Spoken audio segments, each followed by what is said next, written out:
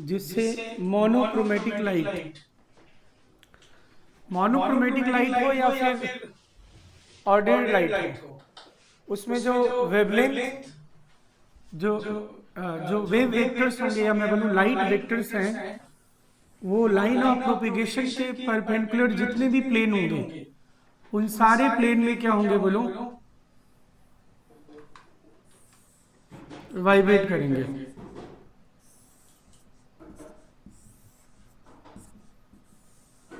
Blue सही है ना? जो लाइट के वेक्टर हैं वो लाइन ऑफ प्रोपिगेशन के परपेंडिकुलर जितने भी प्लेन हैं, लाइन ऑफ सर सारी प्रोपिगेशन इनफाइनाइट रहेगा। इनफाइनाइट प्लेन है, वो तो सारे डायरेक्शन में ऐसा वाइब्रेशन करेंगे। और इसे अगर मैं निकोल प्रिज्म से पास थ्रू करूं,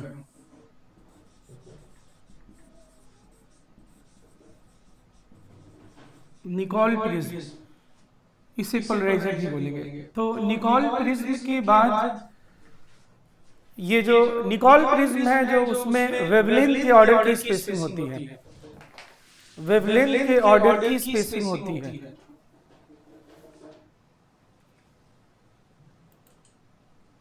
सर वो कुछ क्वेश्चंस में ना वो क्रिस्टल का मटेरियल पूछता है, मतलब एक क्वेश्चन था उसमें लिखा था कि which of the following can be मतलब materials can be used as prism. तो सर उसको कैसे करेंगे, मतलब उसमें सब्सटेंसेस के नाम लिखे हुए थे, कोरैंडम कार्बोरैंडम ऐसे करके। कहीं नहीं ऐसा होता है, ये तुम्हारा क्वार्ट्ज होता है, क्वार्ट्ज। और ये तो ऑप्टिकल, कौन से रुके। ऑप्टिकल इंस्ट्रूमेंट जो पढ़ोगे, ऑप्टिकल इंस्ट्रूमेंट है ना तुम लोगों का, उसमें आता है। कहीं भी नहीं होगा ऐसा कि तुम्हें पूछा जाए कि हाँ ये जो निकोल प्रिज्म है ये क्वार्ट्ज का बना होता है। और ये जो क्वार्ट्ज है, ठीक है ना, हाँ क्वार्ट्ज का ही क्यों बनता है, क्योंकि इसमें हम क्या चाहते हैं बोलो कि ट्रांसमिटेंस मैक्सिमम हो, ट्रांसमिटेंस मैक्सिमम। ट्रांसमिटेंस मतलब समझ रहे हो ना, लाइट जो आए वो क्या हो बोलो, पास थ्रू हो, रिफ्लेक्ट ना हो, बस ये इसलिए। अब इसमें निकोल प्रिज्म में वेवलेंथ के ऑर्डर की स्पेसिंग होती है। देखो कोई भी टॉपिक पढ़ना है तो हमें ये जरूर पता होना चाहिए कि उसमें एक तो होता है कि हमें 99% तक क्या करना है बोलो, बिल्कुल जो चीजें हैं वो हमें आनी चाहिए। मतलब क्या बात करना चाहती है, एक बात होती है उसमें कि 1% और लेस देन 1% चीजें, तो हमें पहले क्या करना है बोलो, जो लेस देन 1 अनवांटेड चीजें हैं या कभी का पूछा गया हो उस पर अगर हम फोकस करेंगे तो ऐसे में स्टडी होती है। स्टडी करने के लिए एक प्रॉपर आपका स्ट्रेटजी होना चाहिए, बात समझ लो।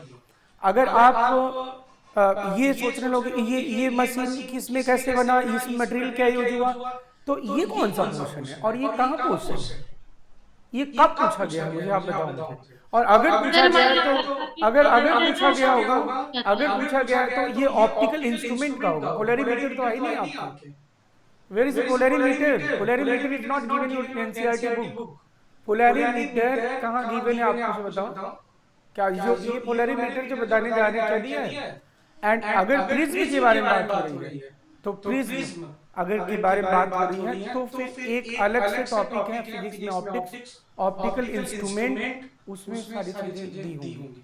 ठीक है, यहाँ पे मेरा मकसद ये पोलरीमीटर बताना है ही नहीं, क्योंकि एक एक्सपेरिमेंट से ही शुरुआत होगी ऑप्टिकल आइसोलेशन की, इसलिए मुझे ये बनाना पड़ रहा है। तो निकोल प्रिज्म में क्या होता है, वेवलेंथ के ऑर्डर की स्पेसिंग होती है। वेवलेंथ के ऑर्डर की स्पेसिंग का मतलब नैनोमीटर, एंगस्ट्रम। तो वो नेक्ड आई से आपको दिखेगा नहीं। तो वो स्पेसिंग इस तरह से होगी कि जैसे मान लो ये वेव वेक्टर्स हैं, जो लाइट के वेक्टर्स हैं, ये जो लाइट वेक्टर्स हैं इस तरह से ऐसे बहुत सारे होंगे, ये दो लाइट वेक्टर्स। और ये जो निकोल प्रिज्म में स्पेसिंग है वो मान लो इस तरह की है कि वो हॉरिजॉन्टल है, हॉरिजॉन्टल है, ऐसा है। और ये वेव वेक्टर्स हैं, लाइट के वेक्टर्स हैं। तो बोलो इसमें कौन सा मार्कर, अगर स्पेसिंग ऐसी हो तो इसमें से कौन सा मार्कर गुजर जाएगा, कौन सा रुक जाएगा बोलो। ब्लू वाला गुजर जाएगा। बोलो भाई सारे, बोलो तुम लोग बताओ। अगर हॉरिजॉन्टल स्पेसिंग है तो इसमें, ब्लैक वाला रुक जाएगा। ब्लैक वाला, इसका ब्लू वाला मतलब रुक इससे जाएगा। इससे मैं सिर्फ आपको इतना बताना चाहता हूँ कि जो निकॉल प्रिज्म है वो एक ऑप्टिकल फिल्टर है। ऑप्टिकल फिल्टर वो एक तरह के वेव वेक्टर्स को पास थ्रू होने देता है, और एक तरह के वेव वेक्टर्स को क्या करता है बेटा, रोक लेता है, बस। यानी छन्नी है ये, ऑप्टिकल छन्नी, ऑप्टिकल फिल्टर। यानी अब हमें यहाँ पे जो हमें मिलेगा लाइट, उस लाइट में जो वेव के वेक्टर्स होंगे वो सभी क्या होंगे, बोलो। Plane polarized. हाँ नहीं तो वो, हाँ प्लेन पोलराइज्ड का मतलब यही हुआ कि वो सभी सिंगल प्लेन में वाइब्रेशन करेंगे, एक दूसरे के पैरेलल होंगे, और इसी लाइट को हम क्या कहते हैं, बोलो, पीपीएल। और पीपीएल आप सुने ही होंगे, सभी जितने भी स्कूटी हो, बाइक हो, कार हो, सभी के जो लाइट हेडलाइट होता है वो क्या होता है, उसमें पोलराइजेशन रखा होता है कि नहीं, बोलो। अदरवाइज लाइट क्या होता है, स्कैटर्ड हो जाता है। नॉर्मल जो बल्ब होता है, नॉर्मल बल्ब की बात करो तो उसमें कोई पोलराइजर नहीं लगा होता है, लेकिन ये तो ये है प्लेन पोलराइज्ड लाइट, पीपीएल। बोलो, हाँ बोलो। बहुत ज्यादा ब्लड दिख रहा है। क्या हुआ, क्या ब्लड दिख रहा है बहुत ज्यादा। ऐसा कैसे हो रहा है यार, दिख तो सही सही रहा है।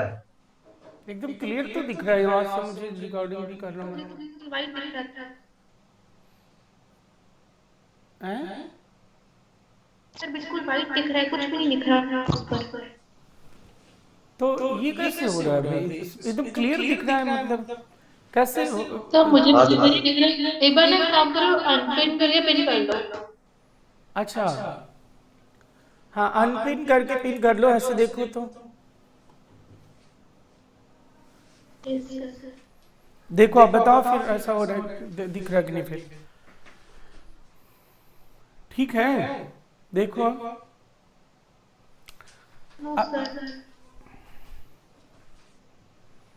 लीव करके वापस आओ, क्या है? वापस कॉल कर लेना। हाँ सिग्नल लिया था सर एक नहीं, बार वापस कॉल कर लेना, लैपटॉप पर वापस लीव करके ज्वाइन करूंगी। हाँ चलो तुम लीव करो।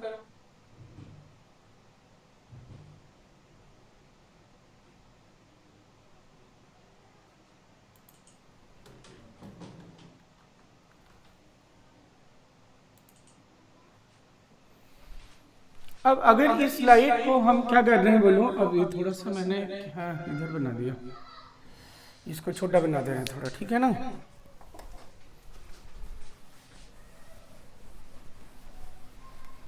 अच्छा सुनीता नहीं है क्या आज?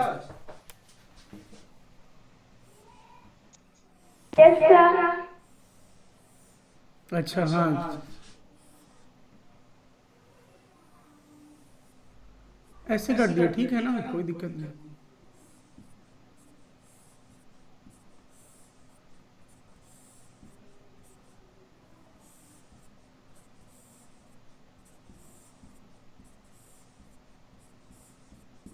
ये पीपीएल है आपका, ठीक है। और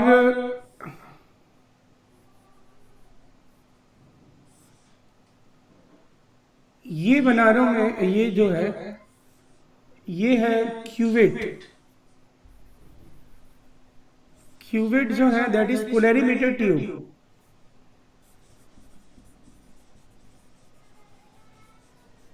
हाँ देखो, ये मैं अभी जो निकॉल प्रिज्म लिख रहा था वो क्वार्ट्ज का बोला था, इसका मुझे ही पता ही नहीं है कि निकॉल प्रिज्म किसका होता है, ये तुम अपने फिजिक्स वाले में देखना।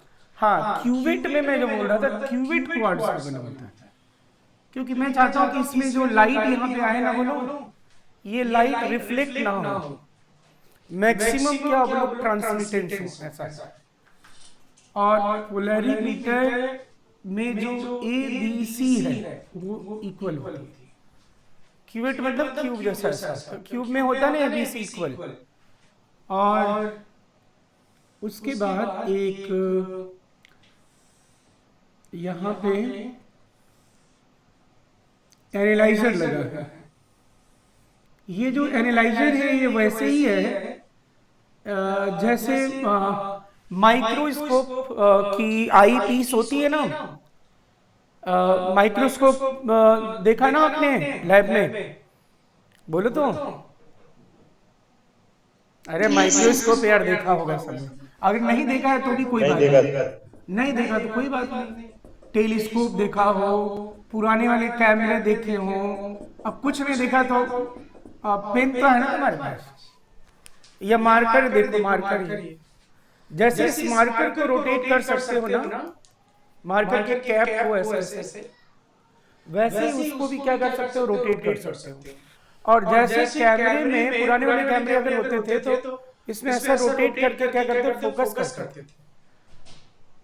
फोकसिंग जानते हो? फोकसिंग, अरे फोकस करना नहीं जानते कभी? नहीं जानते। हमको मोर को पिक्चर खींचा तो पिक्चर खींचते समय नहीं देखते हो, आगे आगे से पीछे आते हो, ब्लड दिखता है फिर वो। हाँ, तो ये इसको हम रोटेट कर सकते हैं, ये रोटेट कर सकते हो। और रोटेट करोगे तो ये भी जान सकते हो आपने कितना डिग्री क्लॉकवाइज या एंटी क्लॉकवाइज रोटेट किया। अगर मैं इस मार्कर पे ग्रेडिंग कर दूं, इस मार्कर पे अगर मैं ग्रेडिंग कर दूं मेजरमेंट करके, और इस कैप पे भी ग्रेडिंग या रेड ऐसे लगा दूं, तो कितना डिग्री में क्लॉकवाइज एंटी क्लॉकवाइज रोटेट कर रहा हूं जान सकते हो कि नहीं? हाँ सर। हाँ, जैसे वर्नियर कैलिपर्स या ये सब देखा होगा, स्क्रू गेज। तो ये है एनालाइजर। ऐसा ये पूरा अरेंजमेंट जो है बेटा, ये कहलाता है आपका पोलैरिमीटर। अब शुरुआत होती है आपके एक्सपेरिमेंट की।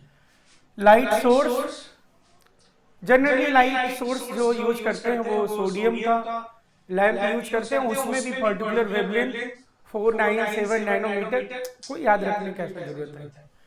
लाइट सोर्स पास कर, इसमें मैंने क्या किया है, अभी वाटर मॉलिक्यूल इसलिए पानी इसमें ऐड किया हुआ है।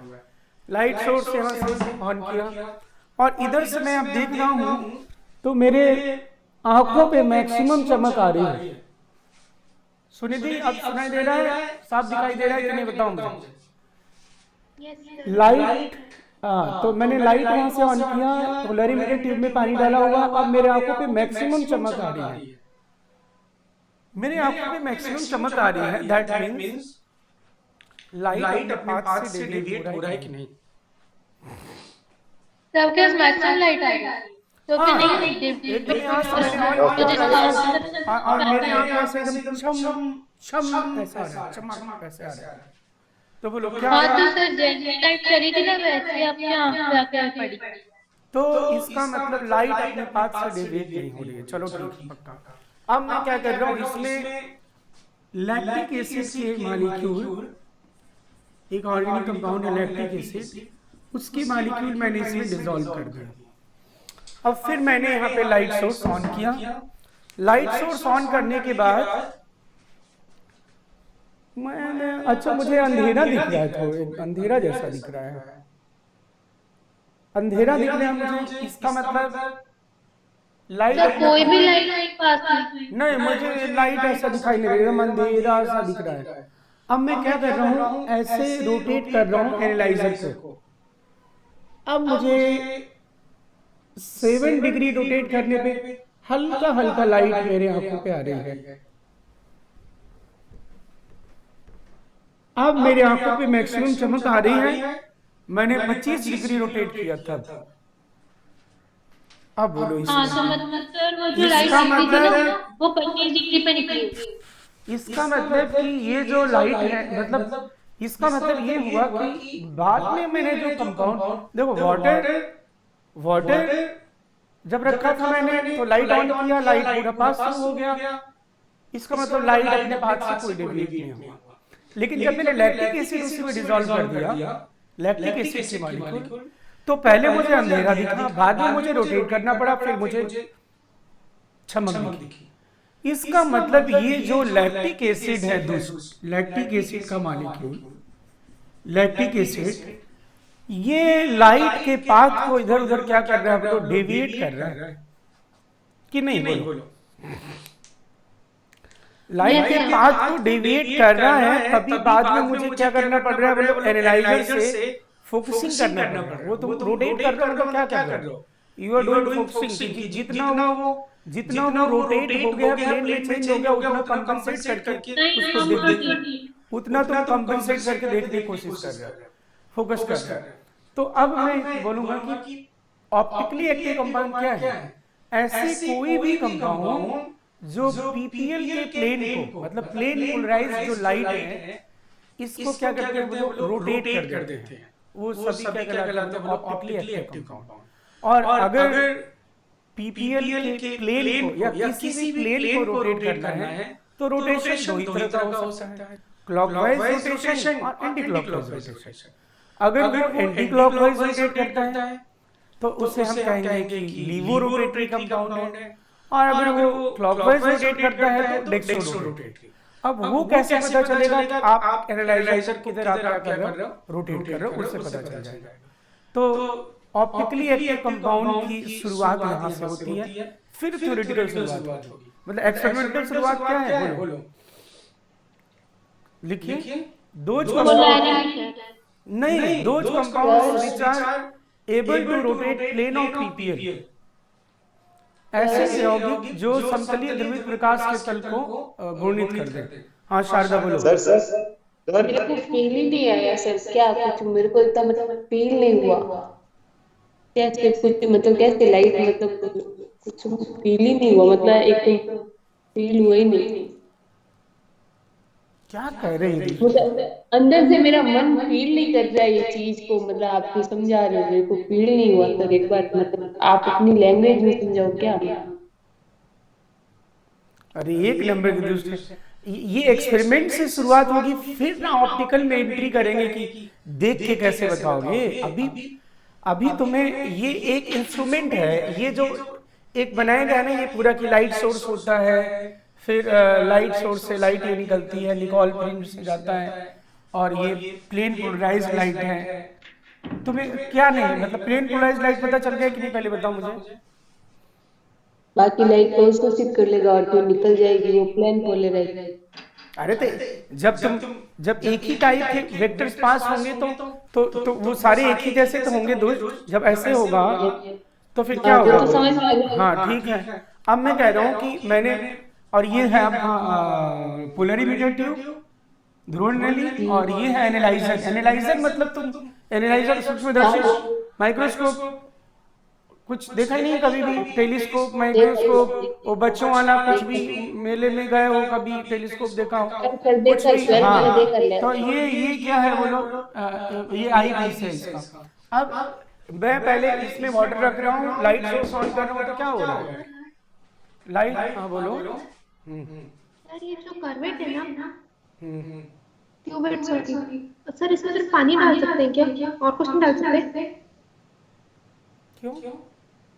अरे मैं तो एक एग्जांपल लेके बता रहा हूँ कि पहले मैंने ऐसा कंपाउंड डाला और फिर बाद में, मतलब सर हर एक कंपाउंड को डिटरमाइन करने के लिए कौन सा रोटेशन एक स्टैंडर्ड कंपाउंड लेते हैं उसमें? कोई भी मॉलिक्यूल का वो ऑप्टिकल एक्टिव है कि इनएक्टिव है, वो तो अभी मैं कंडीशन बताऊंगा ना। पहले तो तुम्हें एक्सपेरिमेंटल कैसे जाना कि ऑप्टिकली एक्टिव कंपाउंड कौन सा है, वो तो एक्सपेरिमेंटल है ना यार। प्रिंसिपल किस बेसिस पे बनेगा, एक्सपेरिमेंटल ऑब्जर्वेशन के बेसिस पे बनेगा ना। Yes sir. हाँ तो हाँ, अब बाकी वो क्लॉकवाइज रोटेट करेगा, एंटी क्लॉकवाइज रोटेट करेगा, ये तो सिर्फ वो तो मैं अभी बताऊंगा आपको, पहले ये सुनो बात। मैंने इसमें वाटर रखा, तो यहाँ से लाइट ऑन करने पे इधर एनालाइजर की तरफ मैं देख रहा हूँ, तो मेरी आंखों पे मैक्सिमम चमक पड़ रही है, मतलब लाइट अपने पाथ से डेविएट हो रही है कि नहीं हो रही है? नहीं हो रही है, जैसे चली थी ना सर, वैसे आपकी वो आपको मिलेगी। हाँ अब बोलो। सर तो सर इसका मतलब वो कहती थी ना, लेकिन इनएक्टिव है क्या?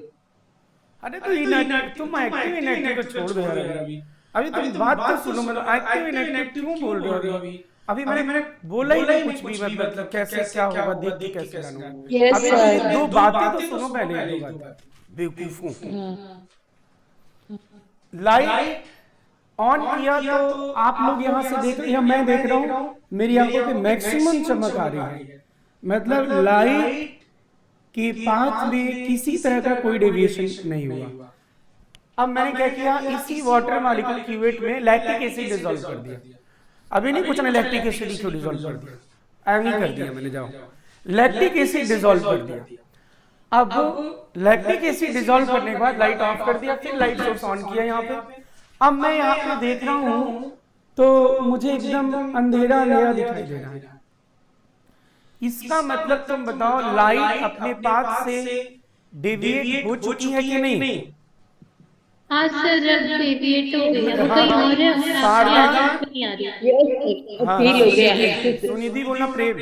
अब मैं क्या कर रहा हूँ, इसको रोटेट कर रहा हूँ। रोटेट कर रहा हूँ मतलब, रोटेट करना मतलब मैं देखो जैसे फिजिक्स लैब में लेंस रख करके फोकसिंग करते हैं ना, यस सर। है ना, रोटेट करके जैसे आईपीस को फोकस करते हैं ऐसे, या तुम नॉर्मल कैमरे में भी फोकसिंग करते हो, ऐसे तेज ब्लर हो जाता है फिर ऐसे हो जाता है। तो मैं इसे जब रोटेट कर रहा हूँ तो मुझे थोड़ी थोड़ी चमक दिखाई दे रही है। जब मैं 25 डिग्री रोटेट कर दिया तब मुझे पूरी चमक दिखाई दे रही है। अब इसका मतलब ये हुआ कि ये जो बाद में तुमने लैक्टिक एसिड मॉलिक्यूल डिसॉल्व कर दिया था वाटर मॉलिक्यूल में, तो ये लैक्टिक एसिड के मॉलिक्यूल इस जो लाइट है उसके साथ कुछ इंटरेक्शन कर रहे हैं। वो जो जिस प्लेन में लाइट वाइब्रेट कर रहा है उस प्लेन को ये क्या कर रहे हैं, वो रोटेट कर रहे हैं, इसलिए मुझे दिख नहीं रहा था। तो ऐसे कोई भी कंपाउंड जो पीपीएल के प्लेन को क्या करते हैं, रोटेट कर देते हैं, उसी को क्या कहते हैं, ऑप्टिकली एक्टिव कंपाउंड। अगर वो क्लॉकवाइज रोटेट करते हैं तो डेक्स्ट्रो रोटेटरी, और एंटी क्लॉकवाइज रोटेट करते हैं लीवो रोटेट करते हैं। यानी जैसे अगर कोई ज्योमेट्रिकल आइसोमेरिज्म शो करता है तो वो दो ही हो सकता है, सिस और ट्रांस, दो फॉर्म, एक नहीं वो दो है। ऐसे ही अगर कोई ऑप्टिकली एक्टिव कंपाउंड है तो वो दो ही हो सकता है, डेक्स्ट्रो और लीवो। तीसरा कोई डेक्स्ट्रो रोटेटरी होगा या तो लीवो रोटेटरी होगा। बस समझ में आई? सिस और ट्रांस आप देख के जानते थे। सिस ट्रांस शारदा कैसे जानते थे, मशीन से जानते थे, या सिस ट्रांस अगर बुक में बना रहेगा तो तुम देख के जान सकते थे। हाँ, पोजीशन ओरिएंटेशन से, पोजीशन क्यों बोल रहे हो? हाँ ओरिएंटेशन, हाँ पोजीशन तो पोजीशन ऐसे बोल रहे हैं, ओरिएंटेशन से, त्रि-आयामी व्यवस्था से, 3D अरेंजमेंट से।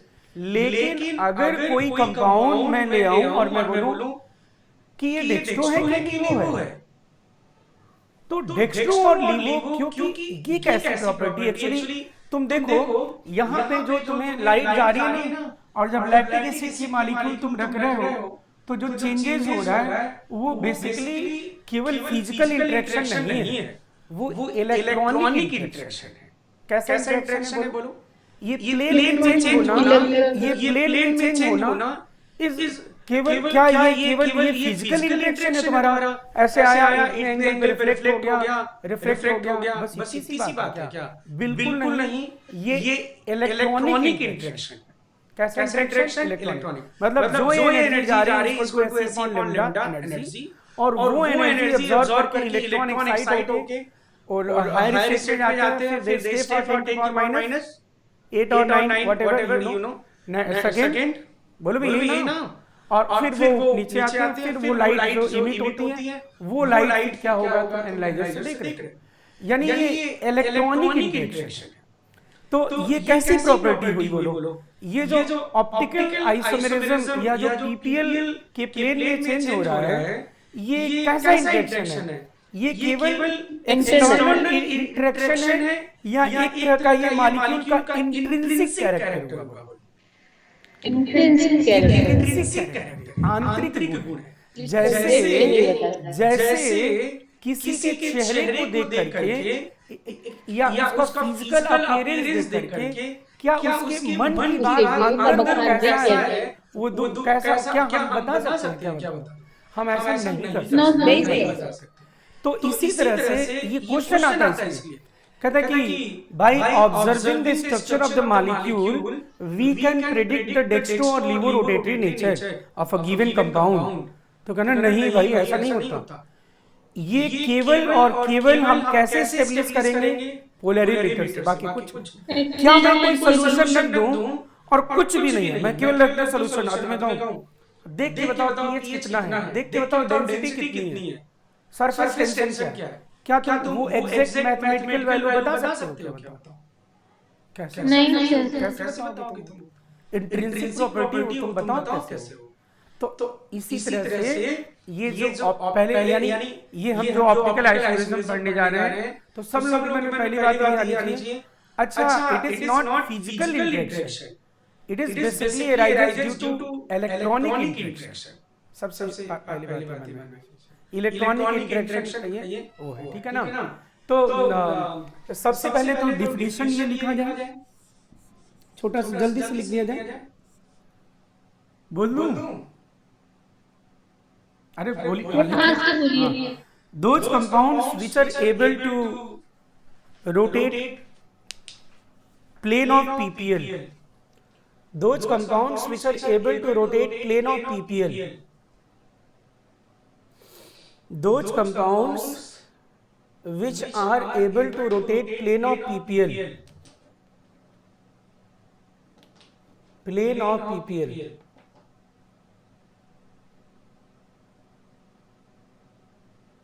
known as optically active compound,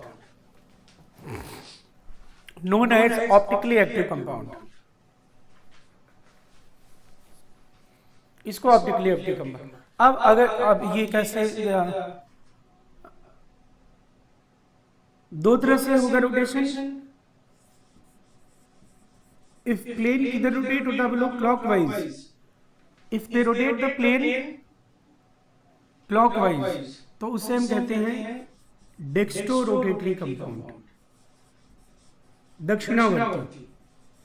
dextro rotatory लिखते हैं या फिर बेटा छोटा डी लिखते हैं या उस कंपाउंड के आगे प्लस लिख दें, यानी किसी कंपाउंड के आगे डेक्स्ट्रो रोटेटरी लिख दो, छोटा डी लिख दो या प्लस लिख दो, उसका मतलब डेक्स्ट्रो रोटेटरी हो गया। और अगर वो एंटी क्लॉकवाइज प्लेन को रोटेट करता है तो उसे हम कहते हैं क्या बेटा? It is laevo rotatory. Laevo rotatory और एल और minus.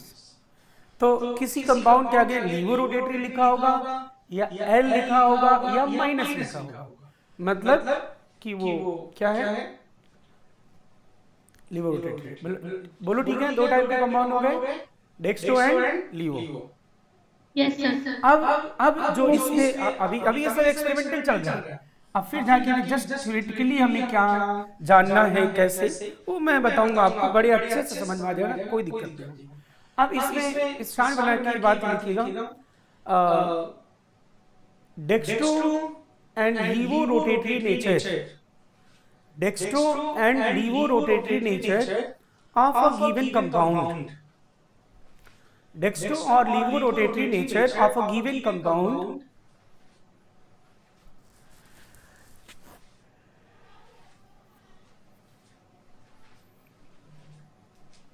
cannot be determined by, cannot be decided by observing structure of the molecule, cannot be decided by observing structure of the molecule.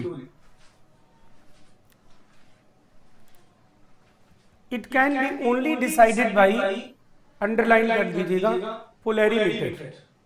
It can be only decided by polarimeter. प्रेम बाबू, हम किसी यौगिक के संरचना को देखकर उसकी दक्षिणावर्ती, वामावर्ती, राहुल, प्रकृति के बारे में नहीं जान सकते हैं। यह सिर्फ और सिर्फ ध्रुवणमापी से बताया जा सकता है। Yes sir. प्रेम, ठीक है ना बेटा? हाँ, इट्स वेरी सिंपल। तो ये होगी बात, ये तो देखो एक्सपेरिमेंटल बात है, सिंपल सी एकदम, कोई दिक्कत नहीं। अब यहाँ पे एक टर्म और बता दें, फिर एक टर्म और बता दें, फिर थ्योरेटिकली चलेंगे कि क्या क्या कैसे देख के जानेंगे। तो इसमें angle of rotation,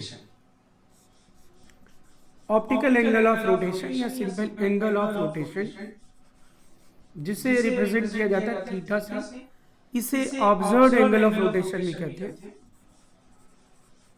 observed angle of rotation. ये क्या होता है?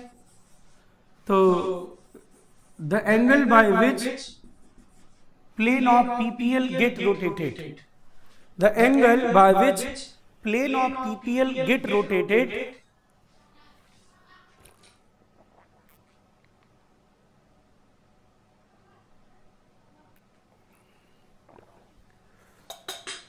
the angle by which plane of PPL get rotated if it is passed through solution of optically active compound.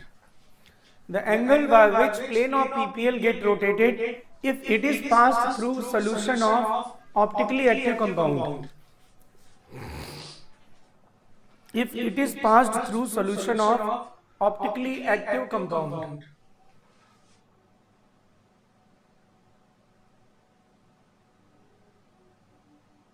ठीक है भाई? अरे बोलो हाँ ना? अगर डेक्स्ट्रो है तो वो प्लस में वैल्यू होगी, और अगर लीवो है तो उसके लिए माइनस में वैल्यू होगी।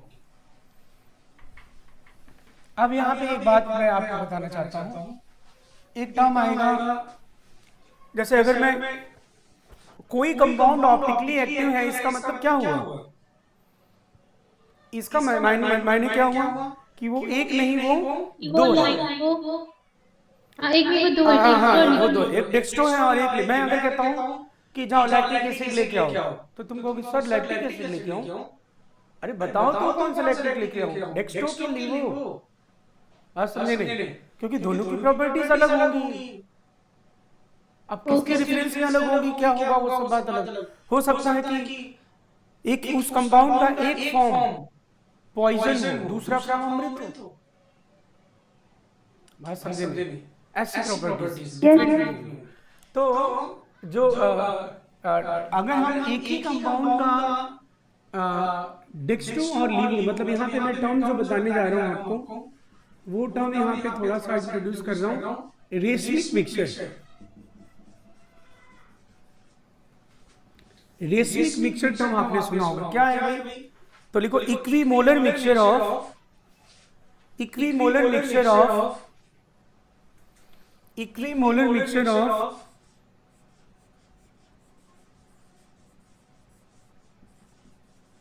इनेंशियोमर। यहां पे लिखा होगा, देख लीजिए, आगे इनेंशियोमर के बारे में डिटेल पढ़ेंगे।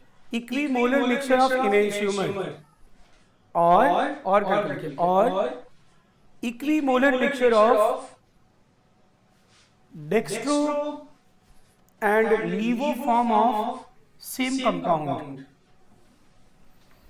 Equimolar mixture of dextro and laevo form of same compound. एक ही यौगिक के दक्षिणावर्ती तथा वामावर्ती के समअणुक मिश्रण को equimolar mixture of dextro and लीवो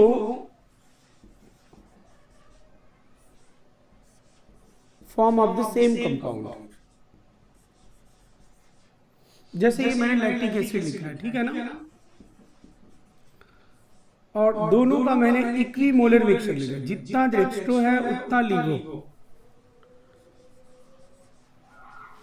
से। ये 5 मोल है, ये डेक्स्ट्रो है, ये 5 मोल है, लीवो है, दोनों को एक ही बीकर में रख दिया जी।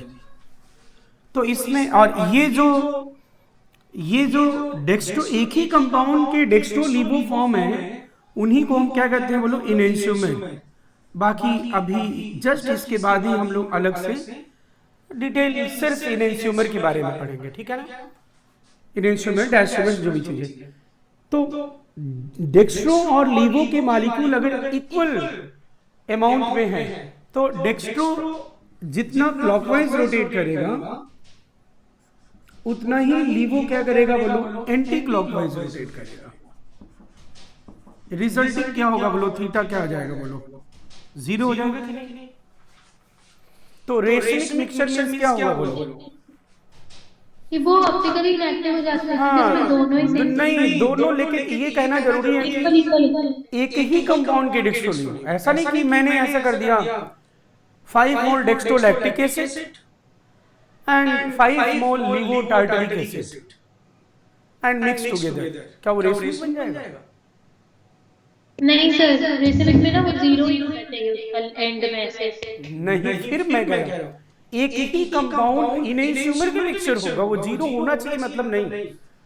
अगर मैं ऐसा कर देता हूं किसी कंपाउंड का रेशमिक, किसी कंपाउंड ए और किसी कंपाउंड बी को मिक्स करता हूं, और ऐसा चांस की बात है कि रोटेशन उनका अपोजिट ऐसा कुछ होता है, तो क्या उसे रेशमिक बोलूं? नहीं sir, racemic means equimolar mixture of dextro and laevo form of the same molecule, same compound. Dextro A का हो और लीवो बी का हो, मिक्स कर दिया 0 आ गया, ऐसा नहीं। ए का ही डेक्स्ट्रो हो, ए का ही लीवो और उसका 50-50, बोलो ठीक है ना? तो ये रेशमिक मिक्सचर है। तो ये एक दूसरे के रोटेशन को कैंसिल आउट कर देंगे। शारदा बोल देना भाई, हेलो राहुल, प्रेम, यस सर सुनिधि, तो ये एक दूसरे के रोटेशन को कैंसिल कर देंगे, जितना ये क्लॉकवाइज रोटेट करेगा एंटी क्लॉकवाइज। तो ऐसे जो एक दूसरे के रोटेशन को कैंसिल आउट कर रहे हैं इसे कहते हैं एक्सटर्नल कंपनसेशन। अभी एक्सटर्नल कंपनसेशन टर्म आपको अच्छे से पता चल जाए जब मैं आपको बता दूंगा इंटरनल कंपनसेशन जब मैं इसको बताऊंगा। तो एक्सटर्नल कंपनसेशन का सिर्फ इतना मतलब है यहाँ पे कि मॉलिक्यूल इंडिविजुअली रोटेशन कर रहे हैं, बस ये है कि जितना ये क्लॉकवाइज रोटेट कर रहा है दूसरा उतना ही क्या कर रहा है, एंटी क्लॉकवाइज। तो एक दूसरे के रोटेशन को कैंसिल आउट कर रहे हैं, कंपनसेट कर रहे हैं। तो ऐसा लिखिए, racemic mixture are optically inactive. Racemic mixture are optically inactive. It is due to external compensation.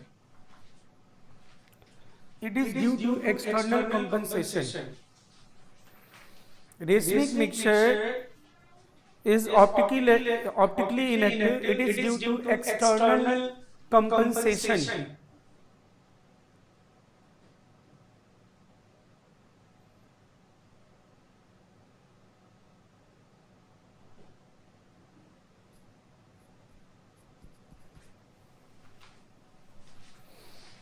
External compensation लिख दिए भाई? हाँ बोलो। एक्सटर्नल कॉम्पनसेशन का मतलब ये है ना कि उनके जो भी ओरिएंटेशन है उससे रिलेटेड। एक्सटर्नल कंपनसेशन का मतलब ये हुआ कि जो डेक्स्ट्रो और लीवो की मॉलिक्यूल है एक ही कंपाउंड के, वो एक दूसरे के रोटेशन को क्या कर रहे हैं, वो लोग कैंसिल आउट कर दे रहे हैं।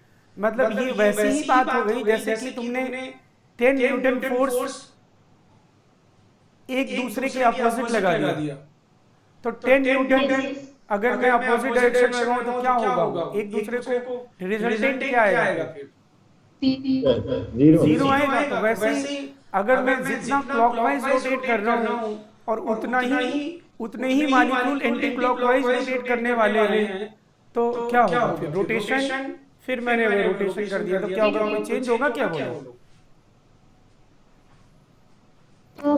तो इसी टर्म को कंपनसेट करना कहते हैं। जैसे मान लो कंपनसेट करने का मतलब क्या होता है, जैसे मैंने क्या किया, ऐसे कोई चीज मान लो फेंकी, फिर तुमने उतनी फोर्स लगा के वापस उसको वहीं स्टेबलिश कर दिया, तो क्या हुआ, तुमने कंपनसेट कर दिया। मान लो कोई बीएससी या फिर कोई टेस्ट दे रहा है और मान लो कुछ भी नहीं हुआ, कुछ ऐसा नहीं हुआ, तो आईएएस में हो गया, तो उसका जो वहां पे नहीं हुआ था उधर से कंपनसेशन मिल गया। मतलब कंपनसेट करना मतलब बैलेंस करना, सिंपल सी बात है, बोलो नहीं समझे?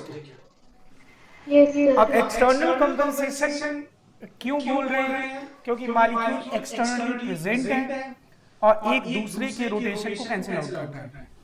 ये चीज एक्सटर्नल तब आपको अच्छे से पता चल जाएगा जब मैं इंटरनल कंपनसेशन की बात कर दूंगा। आप सुनिए जरा, अगर मैं यहाँ पे 4 मोल डेक्स्ट्रोलैक्टिक एसिड रखा है इसमें, और इसमें मैंने क्या किया, 2 मोल लीवोलैक्टिक एसिड। सुनीता तुम तो बोल ही नहीं रहे हो, क्या हुआ, दुखी हो क्या? दुष्ट, अच्छा ये तो है ही नहीं। अच्छा बोलो, 2 मोल लीवोलैक्टिक एसिड को मैंने 4 मोल डेक्स्ट्रोलैक्टिक एसिड में मिक्स कर दिया, तो रेशमिक कितना बनेगा? 4 मोल 4 मोल करिए। हाँ तो बोलो भाई, सब लोग बोलो, क्यों नहीं बोलो? अच्छा और चलो 1 मिनट, 1.5 मोल। हाँ बोलो स्तुति। 2.5 बचेगा डेक्स्ट्रो का। अरे तो रेशमिक कितना बन तो गया भाई? रेशमिक मिक्सचर तो नहीं बनेगा, रेशमिक रेशमिक मिक्सचर क्या कह रहे 3 हो मोल सर, स्तुति? तो देखिए 3 मोल रेशमिक रेशमिक मिक्सचर नहीं बनेगा। बनेगा। 4 मोल डेक्स्ट्रो में हमने 1.5 मोल लीवो डाला ना सर, तो 2.5 लास्ट में डेक्स्ट्रो बच जाएगा, बाकी क्या सर ऐसे मिक्स होके खत्म हो जाएगा। अरे मतलब खत्म क्या, मतलब yes, उड़ yes. जाएगा? तो रेशमिक कितना मोल बनेगा बताओ? बन जाएगा, मतलब बराबर सर 1.5 रेसिपिक रहेगा बस, सॉरी 3 मोल रेसिपिक, 3 मोल रेसिपिक मिक्सचर। नहीं सर, हमेशा 1.5 जो रेशमिक। कम होगा उसका 2 टाइम्स क्या होगा बोलो? रेशमिक पिक्चर होगा। जो कम होगा वही डिसाइड करेगा। लिमिटिंग रीजन जानते हो ना बोलो? तो अगर मैं 1.5 तो 3, 1 है तो 2, 0.5 तो 1, 0.25 तो 0.5, जो कम होगा बोलो, ठीक है? 3 मोल रेशमिक। और अगर मैं बोलूं प्योर,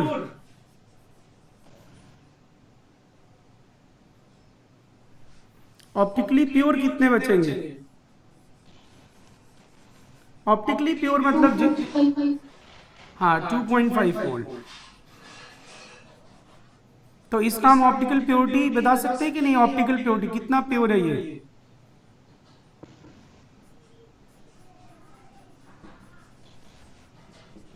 प्योरिटी नहीं बता सकते इसकी, इस सिंपल की। रेशमिक को छोड़ के जितना, रेशमिक को छोड़ के जितना बचता है मॉलिक्यूल प्योर, डेक्स्ट्रो चाहे लीवो, वही क्या होता है? ऑप्टिकल प्योरिटी, ऑप्टिकली प्योर मतलब। यस तो सर। परसेंटेज कैसे निकालते हो? प्योरिटी नहीं जानते हो, कैसे निकालते हो? सर हो जाएगा 2.5 अपॉन टोटल इनटू 100। हाँ तो टोटल सॉरी, जो 2.5 प्योर है 2.5 5.5 डिवाइडेड बाई 5.5 इनटू 100। इंटू 100, ये प्योर किया जाएगा। बस ये नोट कर लीजिए। अब हम चलते हैं थ्योरेटिकली। सुनीता तुम कहाँ पे हो? आवाज सुनाई दे रहा है कि नहीं? पहले तो मुझे ये बताओ। Yes sir. दुखी हो क्या तुम? No sir. अच्छा ठीक है तब, हाँ ठीक है। अब बेटा ये ठीक है, इसमें कोई दिक्कत नहीं होगी, ये बहुत सिंपल सी बात है। अब बेटा मेन बात है कि कैसे जानेंगे? अब क्वेश्चन सॉल्व करना तो ये हो गया ना कि कैसे पहचानोगे देख के स्ट्रक्चर कोई मॉलिक्यूल ऑप्टिकली एक्टिव है कि नहीं। तो अब शुरुआत करते हैं। Necessary condition for a molecule to be optically active. Necessary condition for a molecule, necessary condition for a molecule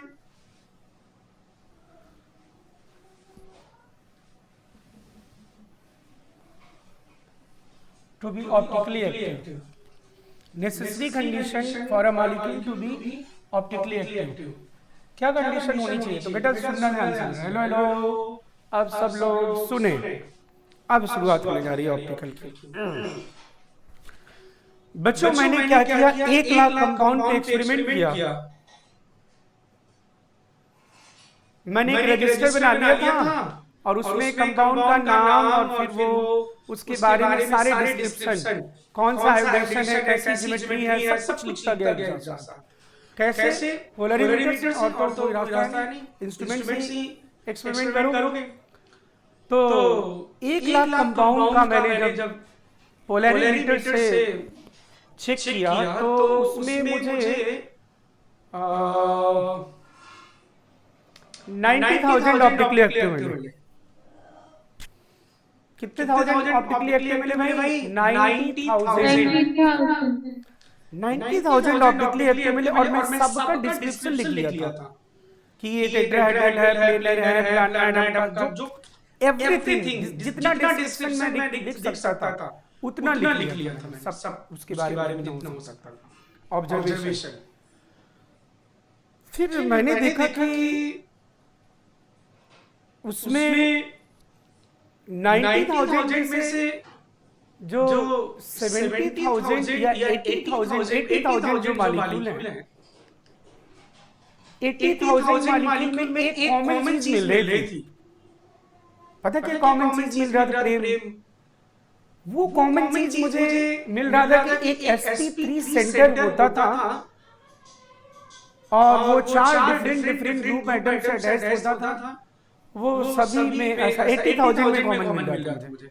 90,000 total active मिले थे, उनमें से 80,000 में ये कॉमन मिल रहा था। क्या कॉमन मिला था बोलो? sp3 सेंटर जो 4 डिफरेंट से जुड़ा हुआ ऐसा मिल रहा था मुझे। Yes sir. क्या मैं नेसेसरी कंडीशन बोल दूं सुनिधि? नहीं बोल सकता था। नेसेसरी कंडीशन बोलने के लिए 90,000 में क्या आना चाहिए था? कॉमन आना चाहिए था। अरे बोलो ना। अब मैं बड़ा परेशान, मैंने कहा क्यों देखूं ना, लेकिन फिर भी उस 80,000 वाले को नेग्लेक्ट तो नहीं कर सकते ना। Yes sir. काफी है, मतलब फिर भी 90 में देखते हैं। लेकिन फिर भी मैंने वापस कॉमन देखा क्या है। तो फिर मुझे पता चल गया क्या, पता क्या था उसमें? वो सारे मॉलिक्यूल क्या जो 90,000 थे वो अपने मिरर इमेज में क्या थे? नॉन सुपर इम्पोजेबल होते थे।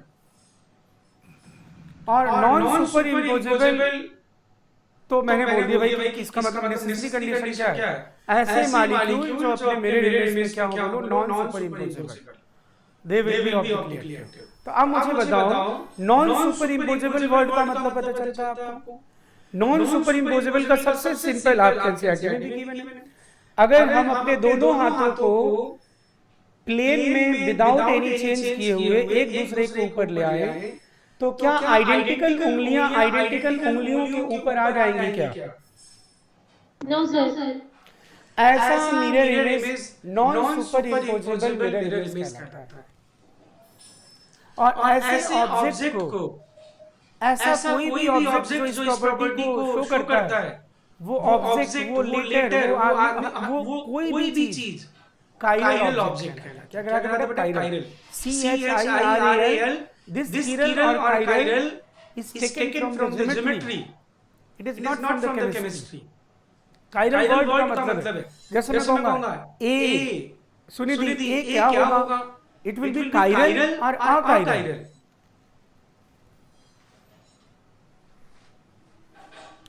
अकाइरल। हाँ, अगर मैं कहूंगा पी क्या होगा? काइरल क्यों बोला? सर नहीं, ये भी एक काइरल होगा। नहीं, पी बोलो, पी। सर एक मिनट, पी काइरल और ए जो है ना अकाइरल। हाँ, ए। और मैं अगर बोलूं एम, बोले तो एम तो फिर एक काइरल। हाँ, काइरल होगा। ये तो उठा, ये तुमने ये काइरल कैसे बोला तुमने दोस्त?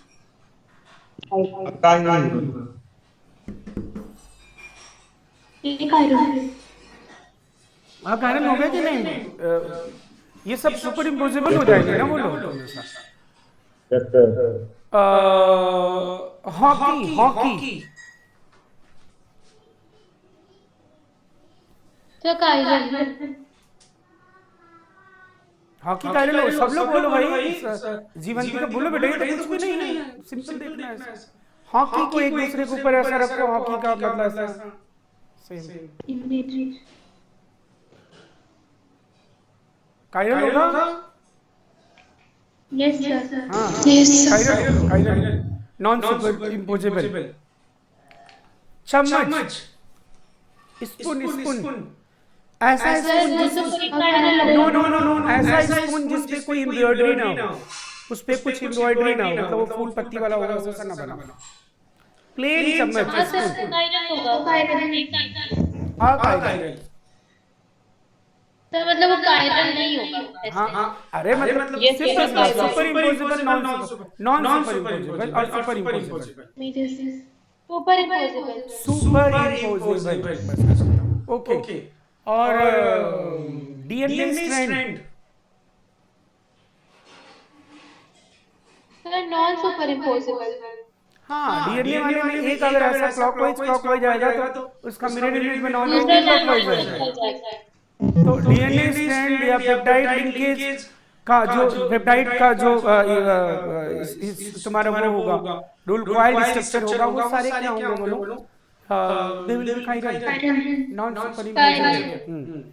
तो ये बोलो, अब इसी चीज को हमने कहाँ पे अप्लाई कर दिया बेटा, इधर हमने उसमें ऑब्जर्व किया, देखा अरे तो जितने भी क्या कर रहे हैं बोलो, non superimposable mirror image बना रहे हैं ना, मतलब जितने भी पोलरिमीटर ट्यूब में वो प्लेन को चेंजेस कर रहे हैं, वो सारे non superimposable mirror image बनाने वाले हैं, इसलिए नेसेसरी कंडीशन ये हुआ। अब इसी चीज को जब हमें नॉन सुपर इम्पोजेबल देखना होता है तो आपको प्लेन में चेंज नहीं कर सकते, आप सिर्फ और सिर्फ सेम प्लेन में रोटेशन तो कर सकते हो, लेकिन प्लेन में चेंज नहीं करना। नॉन सुपर इम्पोजेबल चेक करने का तरीका, आपको क्या करना है, आप लोग प्लेन में चेंज नहीं करना है। प्लेन में चेंज करने का अर्थ समझते हो, पन्ना पलटना, जैसे अपने कॉपी में नोटबुक में पन्ना पलटते हो, अरे पेज पलटना भाई, वो क्या होता है, you are changing in plane, you are changing in plane. अब बेटा मुझे बताओ, ये पहले मिरर इमेज है, इसलिए सबसे पहली बात तो ये होनी चाहिए mirror image, yes they are. चलो अब इसको एक दूसरे के ऊपर उठा के रखो, ये इधर से अब बोल दो भाई, non super impossible sir chiral. क्योंकि ये OH इस H के ऊपर आ गया, ये H OH के ऊपर आ गया, आइडेंटिकल एलिमेंट पे नहीं आ रहे हैं, इसलिए ये क्या हुआ बोलो, non superimposable, non superimposable. और ये non superimposable mirror image ही क्या कहलाते हैं बेटा, दे आर इनएंशियोमर। क्या कहलाते हैं बोलो, इनएंशियोमर, ठीक है ना। तो मैं ऐसा बोलूंगा कि दो मालिक, अब मान लो कि प्लेन चेंज कर ले, देखो अभी सुपर प्लेन चेंज करो,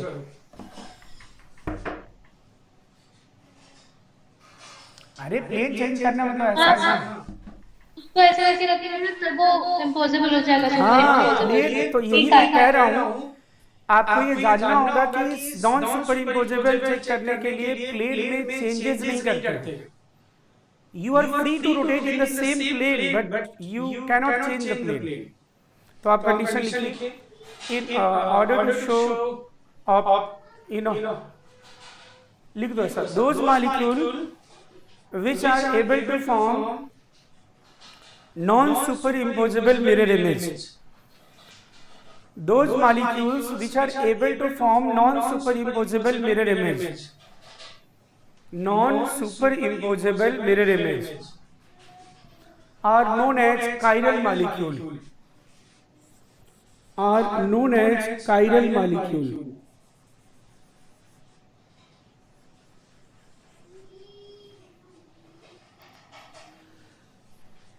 It is the necessary condition, it is the necessary condition for a molecule to be optically active, it is the necessary condition, it is the necessary condition for a molecule to be an optically active। हे प्राणियों, हे बच्चों, क्या आपको ऐसा नहीं लग रहा कि sir आपने तो वही बात बोल दी जो कह रहे थे आपने 1 लाख कंपाउंड पे एक्सपेरिमेंट किया और उसमें 90,000 ऑप्टिकली एक्टिव मिले और 90 में से 80 में आपने कॉमन कुछ पाया था। वो क्या कॉमन पाया था? तो sp3 सेंटर से sp3 सेंटर जुड़े हुए थे। आपने जो एग्जांपल कोट किया आपने वही तो किया है एग्जांपल कोट। सुनिधि देखो, जीवंतिका, सुनीता बेटा बोलो, वही तो है, देखो sp3 बोलो दोस्तों। Yes sir. लेकिन कोई जरूरी नहीं है कि यही एग्जांपल, बहुत सारे एग्जांपल बता देते हैं। अभी तो एक ही एग्जांपल लिखा ना, आप देखो आप इसमें और एग्जांपल लिख रहे हैं, देखो बोलूं? Yes sir. Yes sir. देखो, if at first sight given molecule if at first sight given molecule it seems to be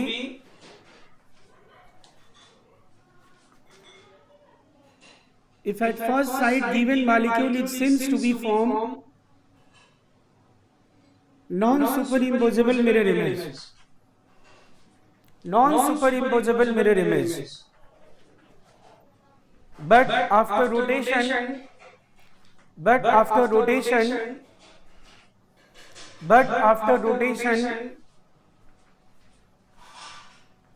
in a same plane, but after rotation in same plane by 180 degree,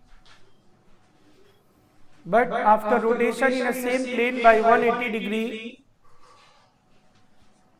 forms superimposable mirror image.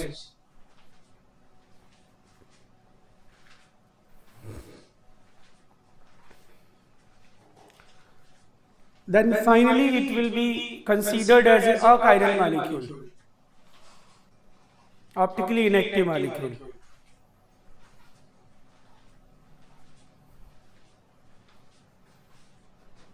Then finally it will be considered as a achiral molecule, optically inactive molecule, superimposable mirror image. Finally it will be considered as a achiral,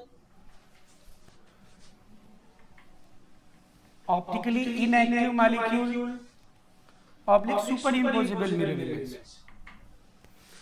अगर कोई molecule पहली नजर में आपको देख के लगता है कि it is non super imposable, but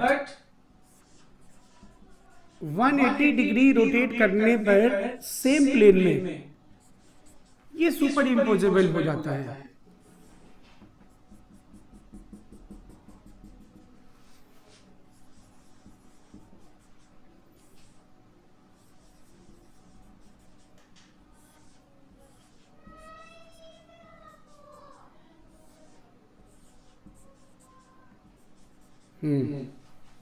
अब जरा देखिए कैसा लग रहा है मॉलिक्यूल आपको।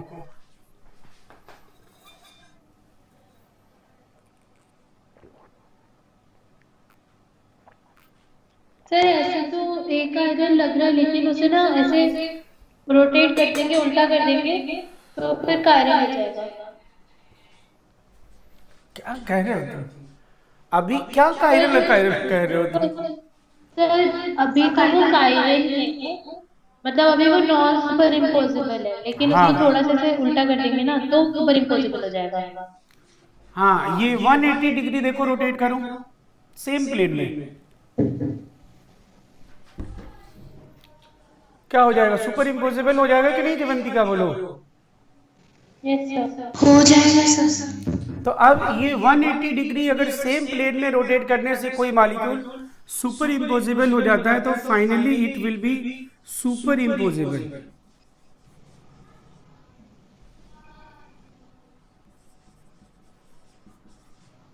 मतलब ये ऑप्टिकली इनएक्टिव की optically active?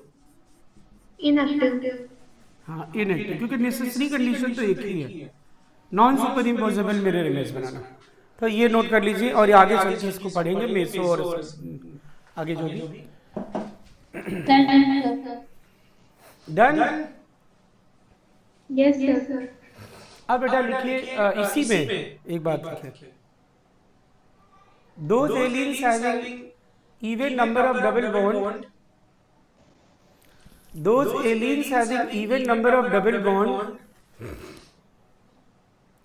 and terminal position having different group or atoms, and terminal position having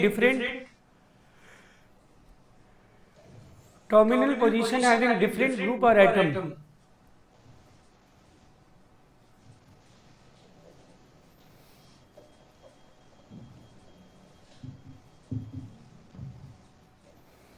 terminal position having different group or atom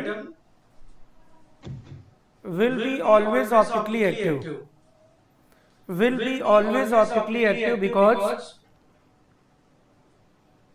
because they will always form non-superimposable mirror image, because they will always form non-superimposable mirror image,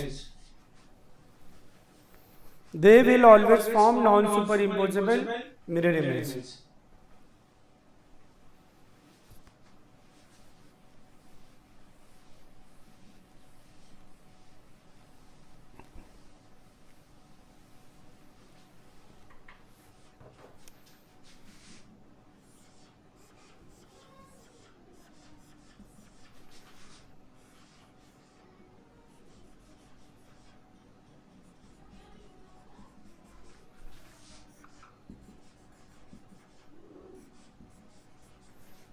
अब देखो इसमें आपको कहीं वो sp3 centre वगैरह दिख रहे हैं क्या, जो 4 डिफरेंट से जुड़ा हुआ है?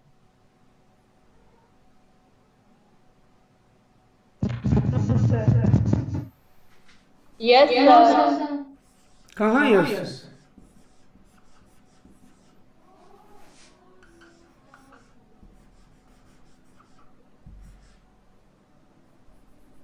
अब ये आप देखो सुपर इम्पोजिबल मिरर इमेज है कि non super impossible mirror image? चलो देख लो, इसको इसके ऊपर उठा के रखो, ले आओ।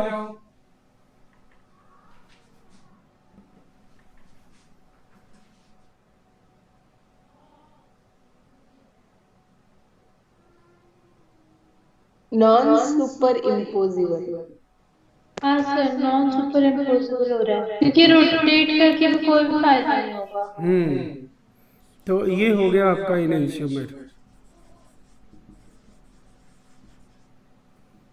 ये हो गया आपका क्या बोलो enantiomer. Optically active, they will be optically active. ऐसे ही अगर मैं बाइफेनाइल्स ले लूं, इसको रोटेट करेंगे तो इसके ऊपर आ सकता है सर ये? नहीं, कैसे रोटेट करके देखो कैसे होगा, रोटेट करके हो जाएगा? नहीं होगा।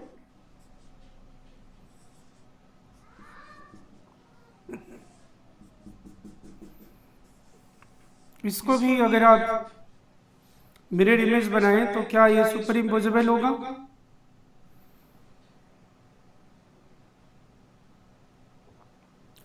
ऐसे जो भी सब्स्टिट्यूटेड ग्रुप होते हैं बाइफेनाइल्स, ये आपको प्लेनर दिख रहा है लेकिन ये प्लेनर नहीं होगा। ये आपको दिख रहा है कि एकदम सेम ऐसा, देखो ऐसा प्लेन, ऐसा नहीं होगा।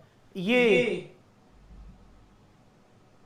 रिपल्शन की वजह से एक दूसरा जो रिंग है वो एक दूसरे के परपेंडिकुलर हो जाएगा, इसलिए इसमें भी क्या होगा बोलो, कभी भी ये सुपर इम्पोजिबल नहीं होगा। ऑलवेज क्या होगा बोलो, नॉन सुपर इम्पोजिबल होगा।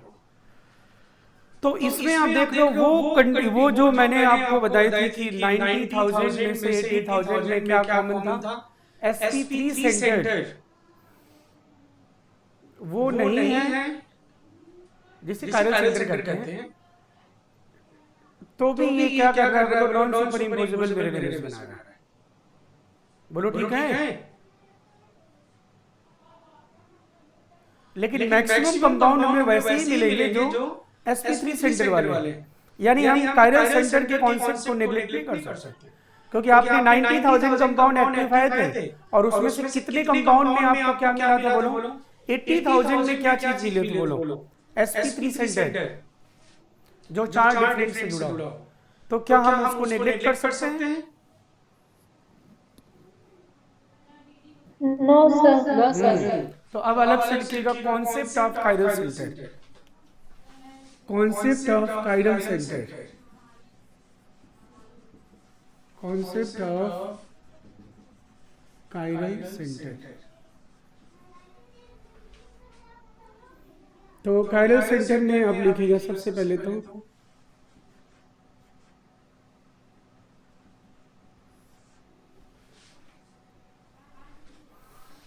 those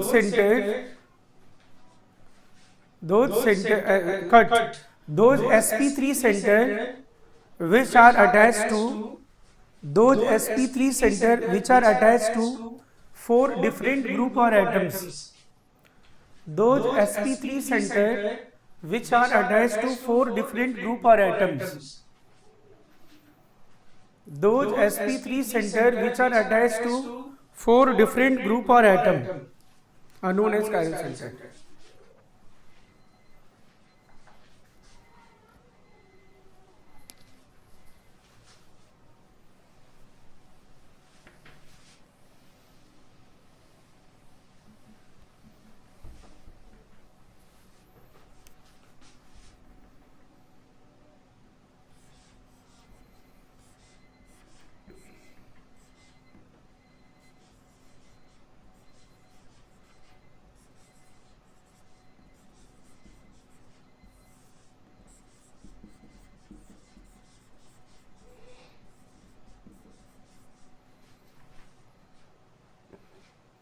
अगर sp3 सेंटर है बेटा और 4 डिफरेंट ग्रुप या आइटम्स अटैच है, तो डोंट यू थिंक ये कायरल ही तो होगा? Chiral means unsymmetrical. अगर ऐसा केस हो तो ये सुपर इम्पोजिबल मिरर इमेज बनाएगा कि नॉन सुपर इम्पोजिबल? अरे भाई sp3 का मतलब टेट्राहेड्रल ही तो होता है। अगर मेरे टेट्राहेड्रल है और उसके चारों फेसेस को अलग अलग कलर कर दूं और उसका फिर मैं मिरर इमेज बनाऊं, तो वो सुपर इम्पोजिबल होगा कि नॉन सुपर इम्पोजिबल होगा? Non super imposable. तो बस वही बात, यानी sp3 सेंटर और 4 डिफरेंट होने से भी क्या हो रहा है बोलो? Non super impossible mirror image ही बन रहा है। लेकिन अगर 2 कायरल सेंटर होने लगेंगे तो आपने देखा था एक मॉलिक्यूल ऐसा था, देखो ये वाला मॉलिक्यूल लिखा था आपने, इसमें भी कायरल सेंटर देखो था कि नहीं? देखो क्या इसमें कायरल सेंटर नहीं था? देखो कार्बोक्सिलिक OH और ये पूरा ग्रुप,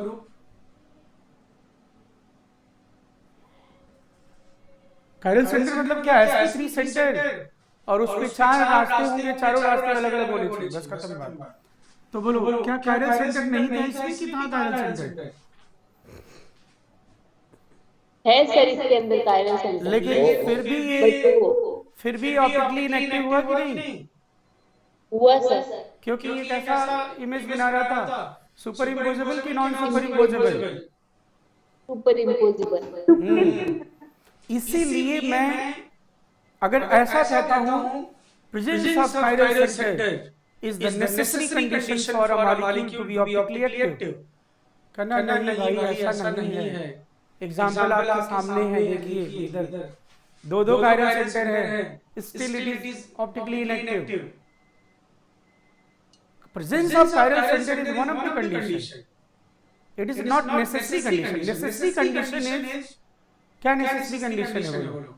नॉन सुपर इम्पोजिबल। और वो नॉन सुपर इम्पोजिबिलिटी किसी भी वजह से हो, किसी वजह से मतलब क्या? जिस मॉलिक्यूल में भी नॉन सिमेट्रिकल अनसिमेट्री होगी वही मॉलिक्यूल क्या होगा बोलो? Non super impossible mirror image बनाएगा। जैसे ट्विस्ट बोट अनसिमेट्रिकल है, इसलिए वो non super impossible mirror image बना रहा है। बोल बात समझ में आ रही कि नहीं आपको? तो इसलिए मैं अगर ऐसा स्टेटमेंट बोलता हूं the presence of chiral centre is the one of necessary condition, तो आप कहना no it is not true.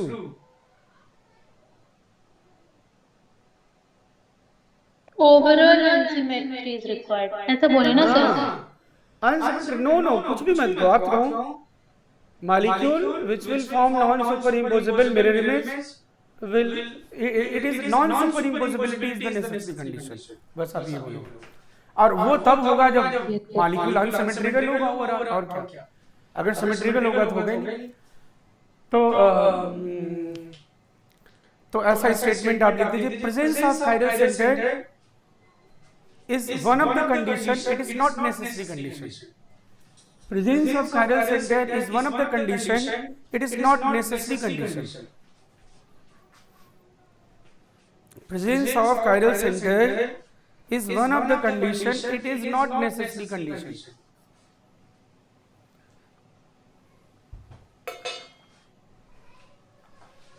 लिख दे भाई, बोलो okay, done. Done sir. Chiral centre पहचानने में कोई दिक्कत नहीं होगी ना आप लोगों को, इसमें तो सिंपल मॉलिक्यूल में तो कोई दिक्कत नहीं। अब इसमें एक स्टेटमेंट लिखिए इसी में, if sp3 centre is attached to 4 different group or atom through sigma bond. If sp3 center is attached to 4 different group or atom through sigma bond, in such cases enantiomers are always resolvable. In such cases enantiomers are always resolvable. In such cases enantiomers are always resolvable.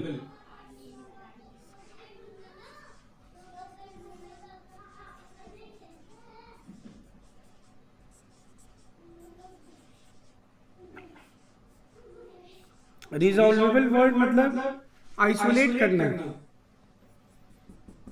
अलग अलग करना, separation. इनएंशियोमर्स के separation को हम क्या कहते हैं, बोलो? रिजॉल्वेबल वर्ड यूज करते हैं उसके लिए।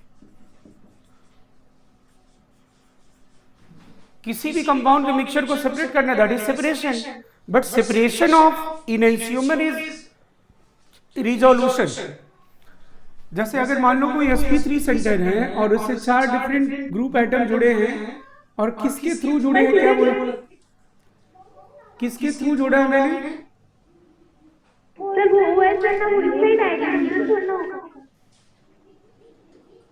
भाई कार्बोक्स, क्या उससे मतलब है यार, इस सेंटर के एसिड में मेरे इमेज बना रहे हो ना, ये तो क्या फर्क पड़ता है इससे? तो मैं ऐसा कह रहा हूँ, ये कह रहा हूँ क्या,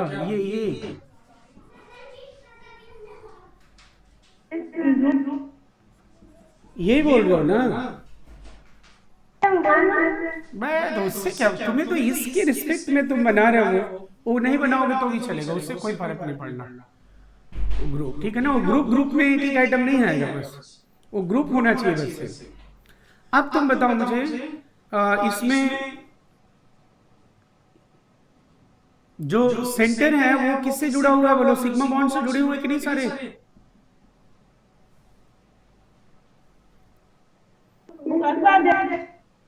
अरे बॉन्ड इनको मोड़ दूं भाई।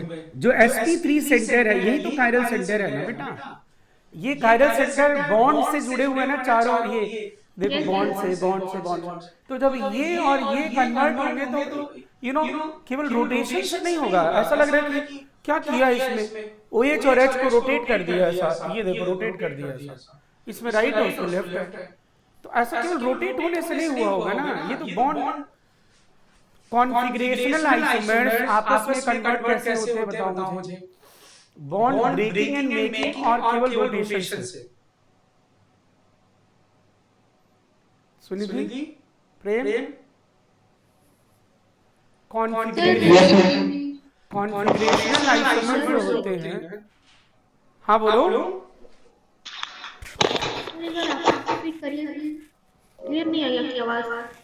कॉन्फिगरेशनल आइसोमर की बात हो रही है कि ये आपस में इंटर कन्वर्ट कैसे होते हैं? थ्रू ओनली रोटेशन और bond breaking and bond making. तो बॉन्ड ब्रेकिंग एंड मेकिंग से भी होते हैं, मतलब ये, तो अगर बॉन्ड ब्रेकिंग और मेकिंग से हो रहे हैं तो इन्हें हम क्या कर सकते हैं, बोलो? एक फॉर्म में इतनी टाइम के लिए रहेगा कि इसे हम क्या कर सकते हैं, रिजॉल्व कर सकते हैं। तो इनैंशियोमर्स को अलग अलग करना, the separation of enantiomer is known as resolution. क्या बोलते हैं, आरईएसओ रिजोल्यूशन, या उसी को बोलते हैं रिजॉल्वेबल। बोलो ठीक है, ये नोट कर लो। यानी किसी भी कंपाउंड में अगर एक कायरल सेंटर है तो इसका मतलब एक नहीं वो दो है, और दोनों को तुम अलग कर सकते हो। मैं चाहूं तो इसको एक टेस्ट ट्यूब में लेके आऊं और इसको दूसरे अलग टेस्ट ट्यूब में लेके आऊं, दोनों का अपना अलग अलग क्या होगा, एग्जिस्टेंस होगा। डन, ओके, बोलो नहीं। अगर एक कायरल सेंटर है तो तुम्हें कितने मिल रहे हैं, दो, टू कायरल सेंटर हो तो 4, तो ऐसे ही तुम्हें फार्मूला एक मिल जाएगा। लिखो, बोलूं,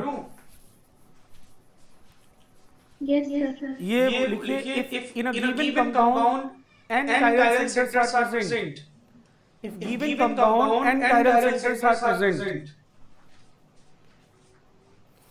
and there is no symmetry, and there is no symmetry, oblique plane of symmetry लिख देना, and there is no plane of symmetry, and there is no plane of symmetry, there is no plane of symmetry, then total number of stereoisomer, then total number of stereoisomer capital N equal to 2 to the power n, where n is chiral center, n is number of chiral center, n is number of chiral center.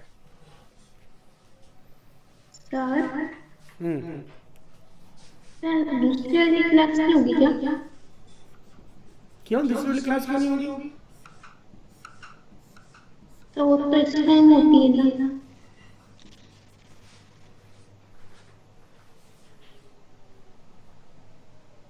अच्छा, कितने बजे होती थी? Sir कल तो हमने 4:30 बजे दी थी। अच्छा हाँ ठीक है, अभी होगी, कोई दिक्कत नहीं, इसमें क्या है, 11th वाले हैं। Yes sir. अब जैसे इसमें देख लो कितने कायरल सेंटर हैं, सुनीता बोलो, 1 2 3 4, 4 है ना बेटा? अरे कायरल सेंटर मतलब समझ गए ना तुम लोग, चौराहे जैसा है यार, बीच में चारों तरफ ऐसा मूव करो और डिफरेंट डिफरेंट आने चाहिए, ठीक है ना, कोई सिमेट्री है नहीं। तो इसके लिए total stereo isomer 2 to the power 4, 2 16। बोलो ठीक है? यस। हाँ, अब जरा लिखो क्वेश्चन इसमें, बोलूं, सबसे सस्ता क्वेश्चन लिखो पहले। अब यानी कायरल सेंटर अगर है उसमें एक है तो एक नहीं वो दो है, समझ जाना, दो है तो दो नहीं वो, फिर वो एक नहीं वो 4 हो जाएगा, वो ऐसे देख लेना।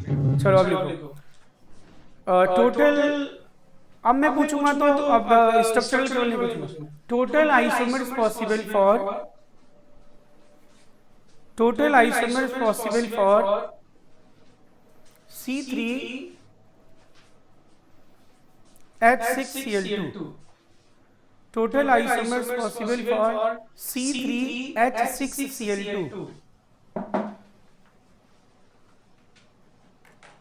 3 नहीं क्या बोला, C3H6Cl2। हाँ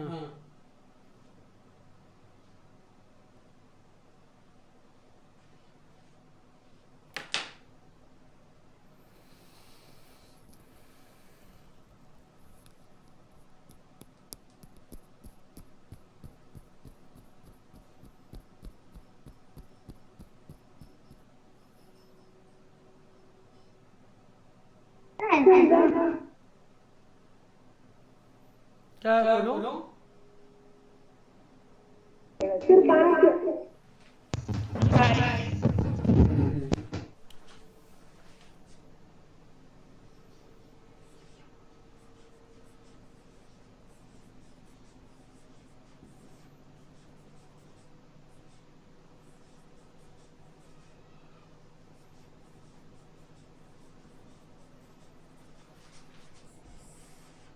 5 सबका आगे कि नहीं? तो मेरे 4 आ रहे हैं। तो अभी एक मुक्का मारता हूँ मैं, दांत खट से बाहर आ जाएगा बस। फिर ढूंढते रहना दांत फिर। वो दुष्टू, 4 तो पहले ही बनाए थे। तो जानते हो कायरल सेंटर हाँ जब सर, 4 तो वो नॉर्मली बन गए। ये, अब दूसरा क्वेश्चन लिख चुका हूं मैं। ये फिर इसमें भी कायरल सेंटर नहीं है, चलो ठीक है। और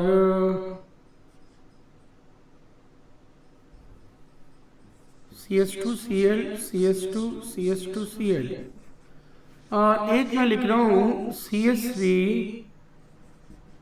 ClH। अब स्थिति देखना जरा इधर, ये कायरल सेंटर दिखा प्रेम? Yes, sir. ये कायरल सेंटर है, देख लो भाई। Cl CH2 Cl H CH3, एक नहीं है, 2 है। तो आंसर ही। अब इसका चलिए ये वाला क्वेश्चन लिखा है, लास्ट क्वेश्चन है, बताइए फिर कल देखा जाएगा। 4. सुनीता सॉल्व कर लिया?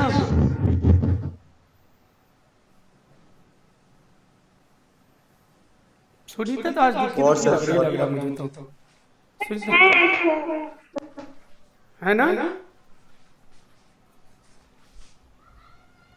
यस हाँ दुखी दुखी लग रही है।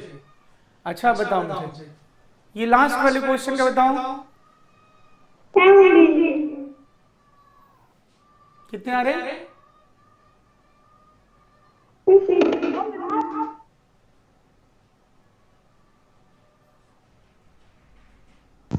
तो मेरा 4 आ रहा है सेकेंड वाले क्वेश्चन का, वो मोनोक्लोरिनेशन वाले का 4 आ रहा है।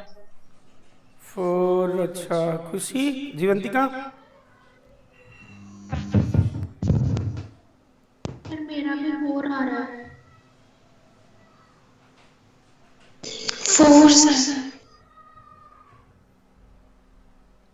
राहुल? सर 5 आ रहा है।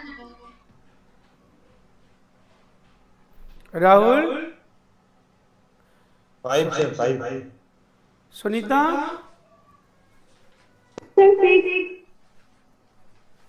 दुष्टो थोड़ा सा फोकस नहीं कर रहे हैं, पता नहीं क्या। इतना बड़ा कैलकुलेशन है, मोनोक्लोरिनेशन करना ना आपको, सर 5 मोनोक्लोरिनेशन करना है ना भाई। तो मोनोक्लोरिनेशन कर, लेकिन मोनोक्लोरिनेशन करते समय ध्यान रहे, चलो तुम लोग को लग रहा होगा कि जहां से मैं हाइड्रोजन हटाऊंगा वहीं पे कायरल सेंटर आएगा, ऐसा है क्या? No sir. हाँ चलो, अब जरा 6 आ रहा है। अब नहीं, अब नहीं, बस टाइम। अब देखो CH3 से हटा रहा हूं मैं, CH2 Cl CH2 H CH3, क्या इसमें कायरल सेंटर दिखाई दे रहा है स्थिति? ओह हाँ सर, ये हाइड्रोजन होगा, बीच वाला कार्बन। हाँ सर। एक नहीं ये, 2 है। और जरा CH2 से हटाओ,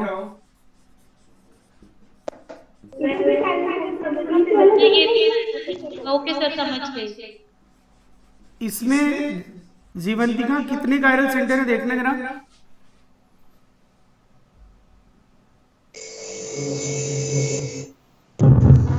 अरे कायरल सेंटर पता चल जाएगा, कायरल सेंटर पता चल जाएगा।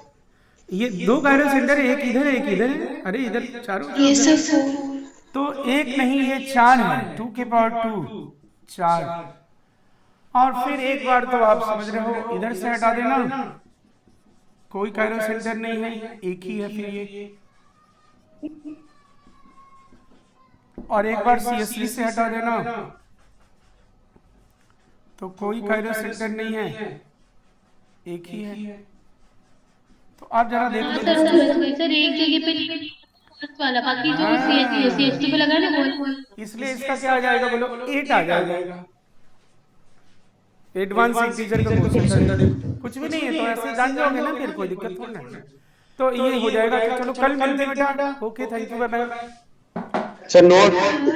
एक मिनट, स्तुति तुमने नोट नहीं भेजा, प्लीज यार भेज दो।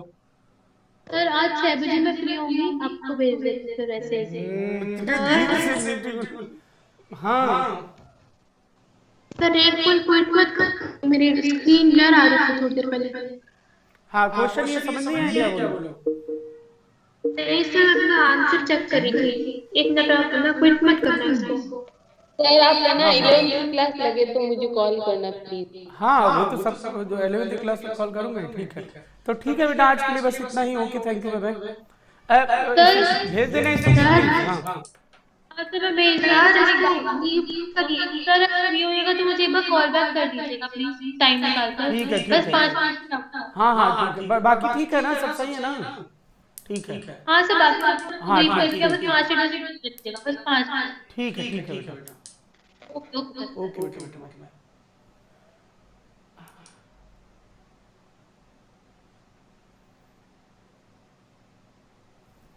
हाँ सुनिधि बोलो। सर मैं एक बार आंसर मैच कर लूँ, फिर आप लीव कर दीजिएगा। हाँ हाँ, मेरी मैच कर स्क्रीन लो का ना। ब्लर है। Yes sir. एक मिनट, अच्छा अभी आ नहीं रही क्या तुम्हें स्क्रीन? नहीं सर, पहले नहीं आ रही थी। अच्छा अभी तो आ रही है, तुम देख रहे हो ना क्या किया मैंने? यस सर, समझ में आ गया, 8 आएगा आंसर सर। कैसे आएगा आंसर पता चल जाए। एक में एक कायरल सेंटर है, यस एक में 2 कायरल सेंटर है, तो 4 हो जाएगा। और बाकी फिर यहाँ पे 2 तो ये हैं बिना कायरल सेंटर वाले, इसमें 2 कायरल सेंटर है, ठीक है ना? यस सर, हाँ तो 4 हो जाएगा। हाँ सर अभी दूसरी वाली क्लास कितनी बजे होगी, कितनी कितनी देर तक चलेगी? अरे 1 घंटे ज्यादा नहीं, बस 1 घंटे लगेगा क्लास बस। अभी आता हूँ, 5 मिनट लगेगा, अभी 5 मिनट में आता हूँ। ठीक है, यस सर। ठीक है बेटा, ओके।